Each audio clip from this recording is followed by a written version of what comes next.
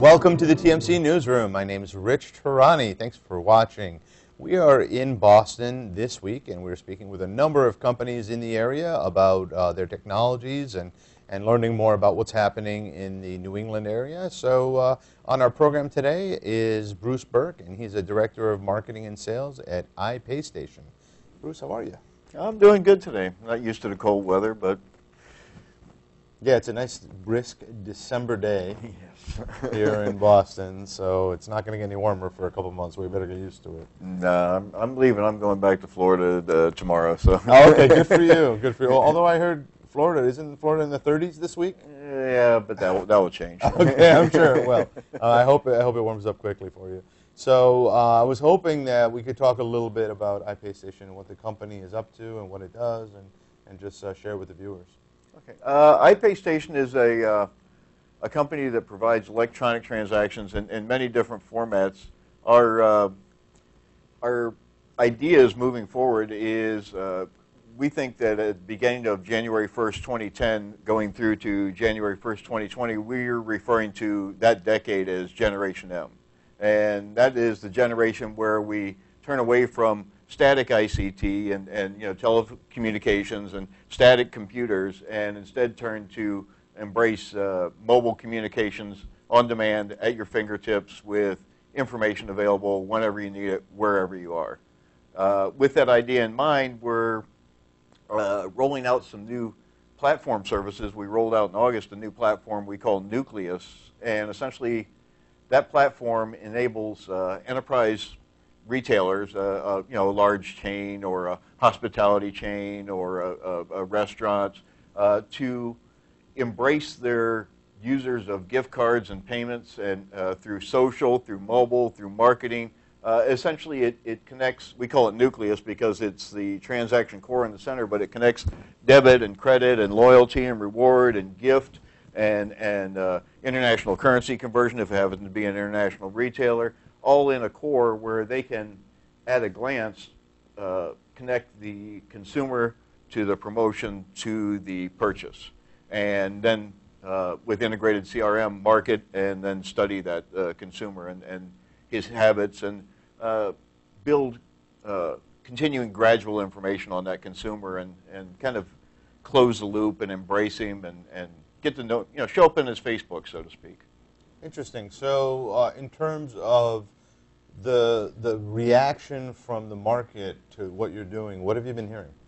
The consumers are very interested. There's a lot of changes going on just in this last week, really, in the payments and mobile space, where the big three carriers have all banded together to form this ISIS that's becoming mobile payments. And Google announced, NFC in their new Nexus S phone, so you can essentially, touch a poster or wave it at your PayPass location to buy goods or services. And everyone that I've talked to in the last couple of months, sees this, this melding of the credit card into the mobile phone, or Sure. payments in period into the mobile phone, identity, everything. Banking yeah. Into the mobile phone. USAA, Citi, everybody's doing the remote check capture now. You can Sure. essentially take a picture of your check, upload it with your smartphone, and I think I've done my last 5 checks I've uploaded. And so I don't need to tell you about Generation M. You're a participant, and everybody else in the room and in this building is, for the most part, I mean, I call them zombies. You see them at every convention you go to. They're walking along, and all of a sudden they just stop, stock still, and all that's moving is their thumbs, and they're there, just locked into the matrix, Absolutely. So, okay, in terms of the sorts of things you're planning on doing in the future, what are some of those things? Well, we see that there seems to be, a widespread adoption in the emerging markets of mobile money. In Africa, they have the M-Pesa put out by Safaricom that's so popular. There's some unique products coming out of companies like Germany with a PaySafe card. There's EMV starting to pick up in Latin America. China, Spain, all the different superpowers other than the U.S. and the world are all building payment systems in the mobile and the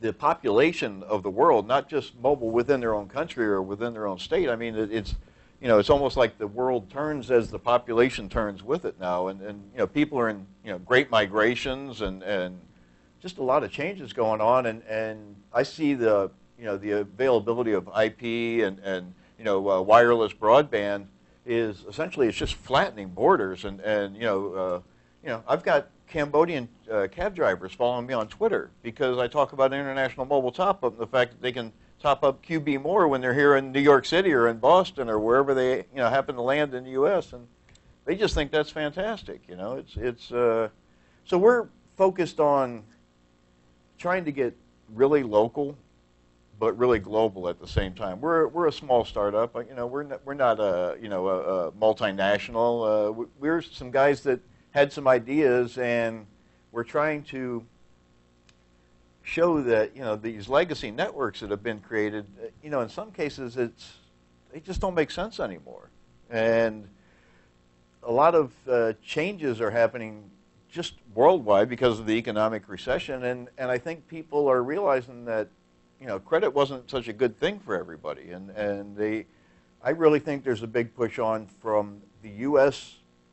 Postpaid providers, you know, your AT&T and your T-Mobile and your Verizon, to turn that postpaid customer into a prepaid customer, so they can do then what they call carrier billing. You know, essentially, you have a bucket on your phone, you fill it up, and then you can check out at, you know, Publix, or you can buy a song via iTunes all through the phone, all at the same time, and it all just comes out of that bucket. They have a big reason to turn a postpaid consumer into a prepaid consumer. Sure. For carrier billing. So we're looking at a lot of different things and trying to keep our finger on the pulse. It changes, you know, second to second, minute to minute. You know, I don't need to tell you. Sure. You know, 1 year to the next. But we think by the end of Generation M, we'll be in a whole new world. Okay, so last question is, who are your target customers exactly, and why should they call you? Our target customer would be an enterprise retailer, like I said, a large grocery chain or large restaurant chain, Outback Steakhouse, or, you know, Yum Brands, or just anybody. We look for enterprise. You know, we're looking for somebody that's 300 locations and up. It's not worth it otherwise for them or for us.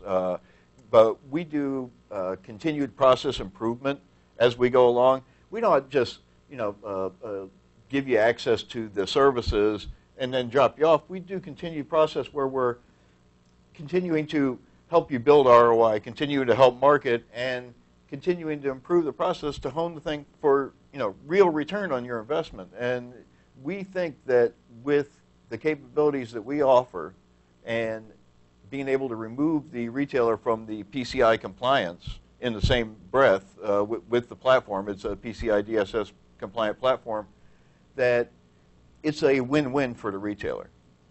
He doesn't have to deal with all the compliance of the federal mandates. Sure. And he also can benefit from all the marketing and embracing his customer.